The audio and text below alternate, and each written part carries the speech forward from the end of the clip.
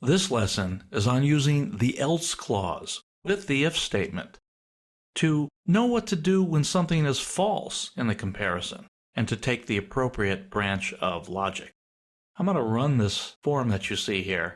Looks a lot like the one we had for the if statement.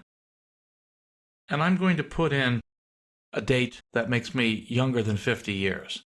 This time it says, your name is Steve, you're 13 years old. We saw that before, but last time that meant we were not greater than 50 and we didn't do anything. This time I added some code to put the words time is on your side. I'm going to look at the code here for a second. Again, this is the form that's calling the PHP, first name, birth year. Let's go to the PHP code.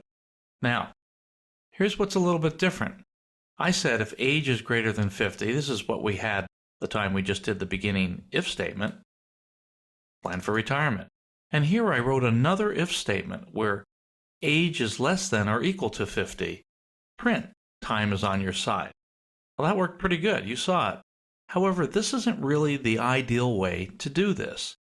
There is a construct that you can use with the if statement called the else clause that says, well, what do I do when this comparison up here is false?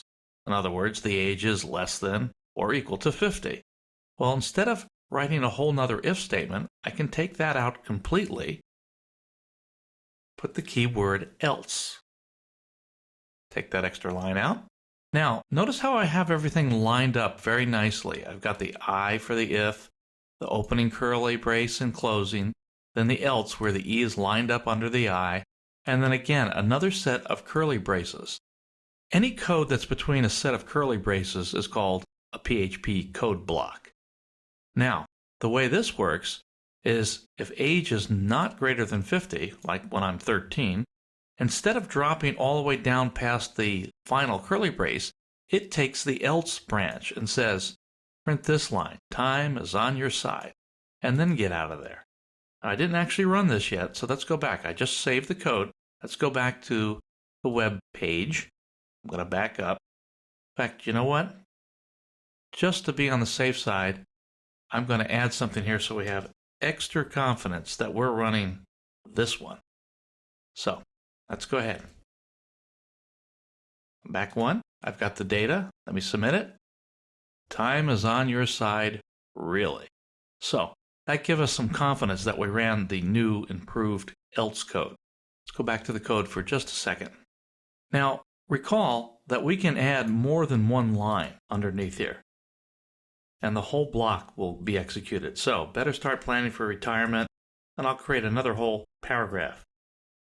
Yes, I mean it. There we go. And close quote, double quote. And I can copy this, put another one down here as well. Time is on your side, really. Yes, I mean it. To you, too. All right, just to have something different. So I'm going to illustrate that both these blocks of code will run. Let's go back to the web page. And I'll be 13 first, which means I'm going to take the else clause. Time is on your side, really. Yes, I mean it to you, too. Go back. Make the data different to my real birth year. But you're over 56? Yes, I mean it. So you can see, if we go back to the PHP code real quick, you can see that both lines got executed. Everything between the curly braces for the else condition and the if condition when that's true. Now here's the deal. You notice how I went through and tried both scenarios. You need to remember to do that in your own coding.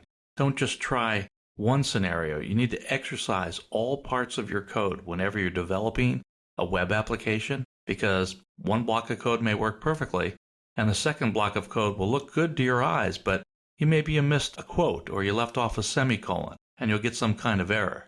The time to discover that is when you're testing your code for the first time, developing it and testing it, not when you put it into production and have a user use it. That ends our first lesson on the else statement.